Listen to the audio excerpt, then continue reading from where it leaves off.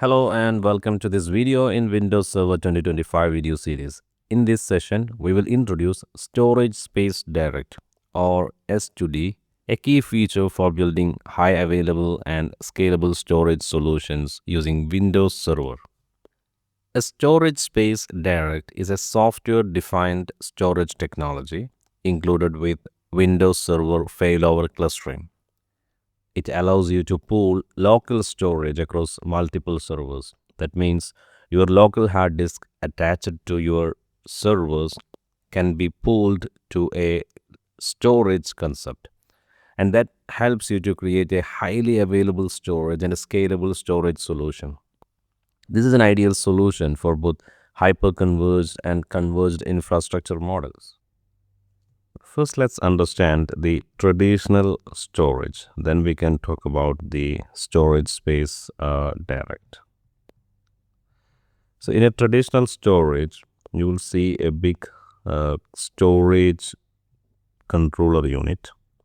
You can call it as storage controller. A controller will have at least two controllers, controller 1 and controller 2 for the redundancy purpose. Then we will have disk enclosures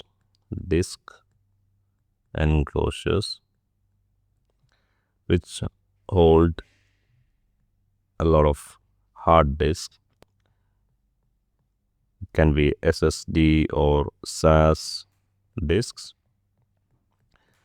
Once you rack these disk enclosures,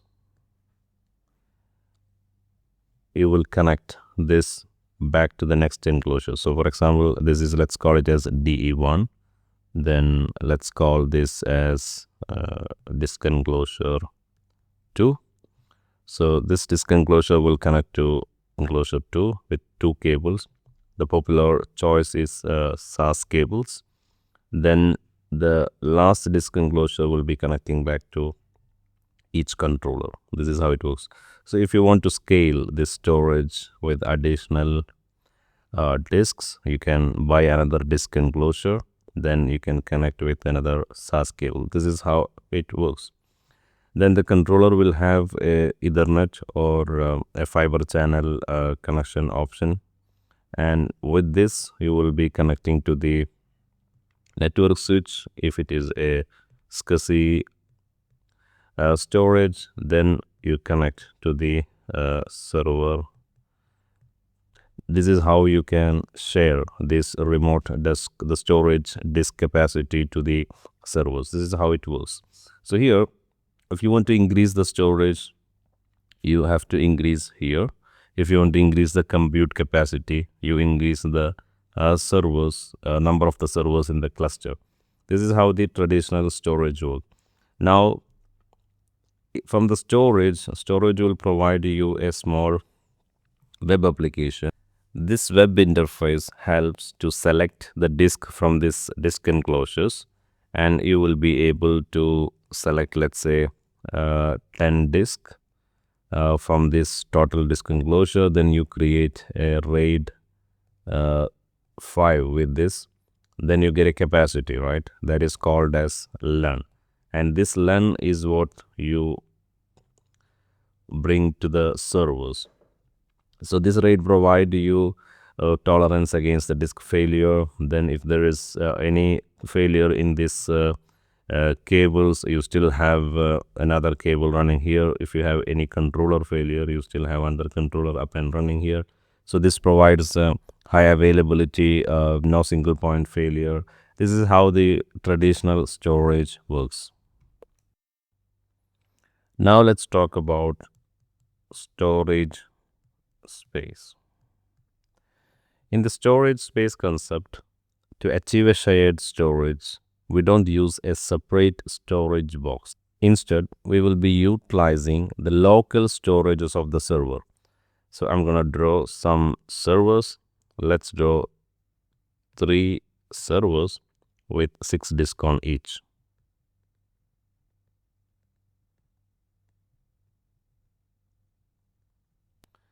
Now we have 3 servers and each have 6 disks in this servers.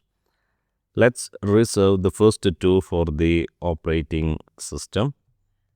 So the first two will go for the operating system. Then we still have 4 disks per servers. Let's put all the 4 disks from each servers into a pool to use it as a shared storage. If you look back to our traditional storage concept, there is something called a storage controller, right? This is how we manage the pooling of the storage in a traditional storage. This controller is responsible for receiving the data, writing the data, managing the data across the disk. So when you pool here the local storage, the local disk, you need to have something to do the same action what storage controller does, right? And that is done by the storage space. That is done by the storage space. This is a Microsoft technology which comes with the Microsoft data center version. So you can utilize storage space to simply pool all the disks and form a shared storage. Now the question is how these disks communicate, because when you write a data, maybe when you write hello, H can go here, E can go here, L can go here. I'm just giving an example.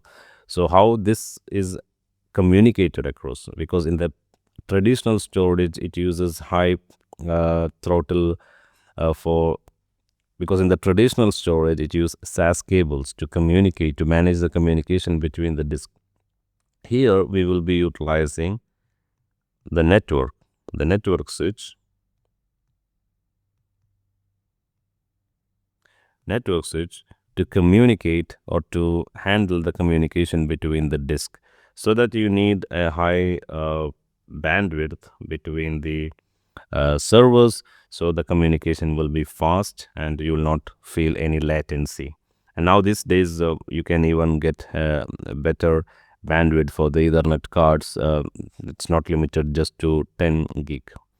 So this is the difference compared to the traditional storage. What you get in storage space is you don't need a separate box for the storage. Instead, you can utilize the local storage of your servers. You can pool it. Instead of a storage controller, you can use storage space to manage the pool, to handle the data, and also you utilize your network, not a separate line of connections. You will be utilizing the network, and that is quite easy to manage. And also as a tools, you will be utilizing failover cluster to manage this storage space. So this is going to be a more familiar one for a Windows administrator. No need to learn additional tools or additional interfaces like if you use a storage box. Then now let's continue with the other parts of our slides. The key benefits of a Storage Space Direct. Storage Space Direct offers high performance using NVMe and SSD drives. So the drives are costly, while the other cost it reduces, right? The traditional storage big chunk boxes, it help you to avoid this. Its management is streamlined with the tools like Windows Admin Center, and it is tightly integrated with Windows Server Failover Clustering. So as I explained while explaining the traditional storage and storage space direct concepts, this is managed using failover clustering. So you can go up to from 2 nodes to 16 nodes, and you manage with failover clustering. So if you are already a Windows administrator, you're familiar with the tools like failover clustering, then you don't need to learn additional tools to manage your storage space direct. The architecture of storage space direct, which consists of local storages of each server. This is what I explained with the diagrams, and these are pulled together to create a storage space. You are utilizing the local storage, and on top of this, virtual disks are created, and you can also configure the resiliency option like a mirror or parity. So you are not creating the RAID, the resiliency, on the storage controller. This was done in the traditional storage concept. Here, we bring the storages into the storage pool. Then on top of this storage pool that created using the storage space direct, we are going to create the RAID like resiliency option. You have options like mirror or parity, or you can go with a simple virtual disk. We'll explain about the difference later. And then these virtual disks are then exposed to workloads as a cluster shared volume, and that is going to be ideal for hosting virtual machines. Then management tools. So managing of storage space is going to be easy because Windows Admin Center provides a web-based interface. We still didn't start using it, but you will learn about it. Then PowerShell gonna help you for automation, and Failover Cluster Manager provides a GUI experience for cluster operation. The common use cases of a storage space direct includes virtualization for Hyper-V and VMware, and also you can use this for VDI, virtual desktop infrastructure, then SQL workloads, backup, or disaster recovery environment. In summary, Storage Space Direct is a software-defined storage solution that helps you to use the capabilities of Windows Server. It helps you to bring high performance and a cost-efficient, scalable, resilient, and easy to manage a storage solution to your data center. Thank you for watching this video. See you in the next one.